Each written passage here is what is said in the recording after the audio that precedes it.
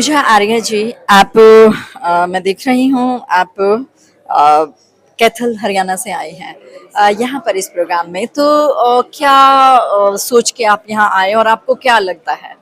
Madam, मैं एक progressive farmer हूँ, महिला किसान हूँ। तो यहाँ मेरे को ऑन स्पीकर के लिए बुलाया गया है कि मिनिस्टर के सामने ये अपनी डिमांड रखने के लिए किसानों के लिए फील्ड में और क्या बेटर हो सकता है यूरिया डीएपी को छोड़ के।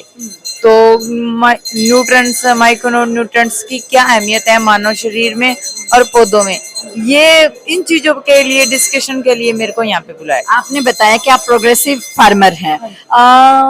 कहीं ना कहीं ऐसा तो नहीं हो रहा है कि माइंड मत कीजिएगा मेरी बात को, लेकिन जो सच है वो मैं बता रही हूँ कि जिस तरह से बेहिसाब से फर्टिलाइजर फसल को दिया जा रहा है, स्पेशली गेहूं उगाने में जो दिया जा रहा है, सब्जियां उगाने में दिया जा रहा है, आर्टिफिशियल जो फर्टिलाइजर है वो दिया जा रहा है, तो उसकी वजह से हेल्थ के साथ बहुत खिलवाड़ हो रहा है। लेकिन किसान ये सोचता है कि इससे ज्यादा फसल आएगी। सपनों का शहर अब बन रहा है भारत की सबसे बड़ी स्मार्ट सिटी में। अंतरा डेवलपर्स लेकर आया है धुलेरा स्मार्ट सिटी में सुनहरा निवेश अवसर। रेजिडेंशियल, इंडस्ट्रियल या कमर्शियल, हर प्लॉट भविष्य की मजबूत पहचान। OICCI के ग्लोबल स्ट्रेटेजिक पार्टनरशिप के साथ अब निवेश बनेगा और भी भरोसेमंद। विश्व स्तरीय इंफ्रास्ट्रक्चर, एयरपोर्ट कनेक्टिविटी, एक्सप्रेसवे और तेजी से बढ़ती वैल्यू।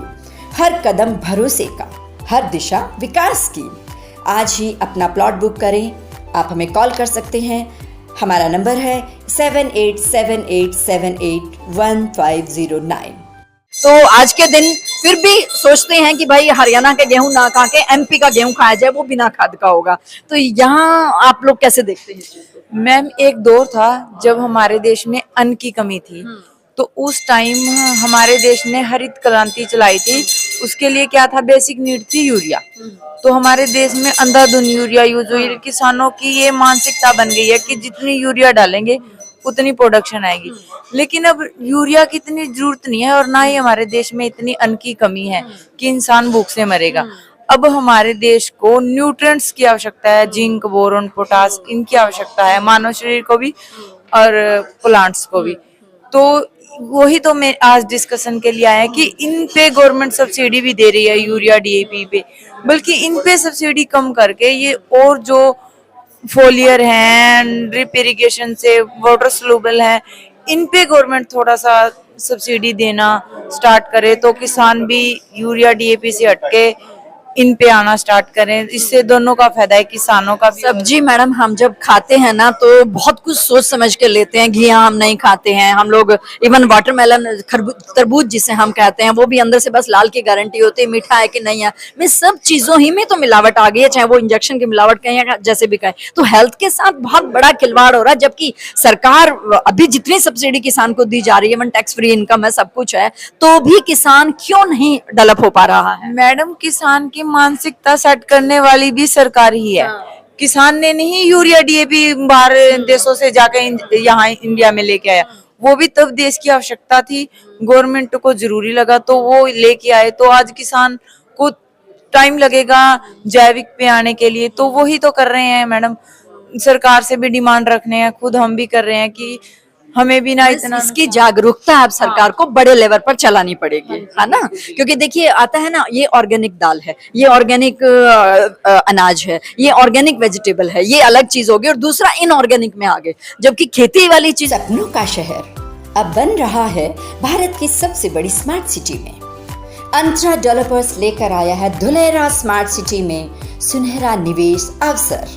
रेजिडेंशियल, इंडस्ट्रियल या कमर्शियल, हर प्लॉट भविष्य की मजबूत पहचान। OICCI के ग्लोबल स्ट्रेटेजिक पार्टनरशिप के साथ अब निवेश बनेगा और भी भरोसेमंद। विश्व स्तरीय इंफ्रास्ट्रक्चर, एयरपोर्ट कनेक्टिविटी, एक्सप्रेसवे और तेजी से बढ़ती वैल्यू। हर कदम भरोसे का, हर दिशा विकास की। आज ही अपना प्लॉट बुक करें। आप हमें कॉल कर सकते हैं। हमारा नंबर है 7878781509। चीजें तो सारी ऑर्गेनिक मानी जाती थी एक टाइम में।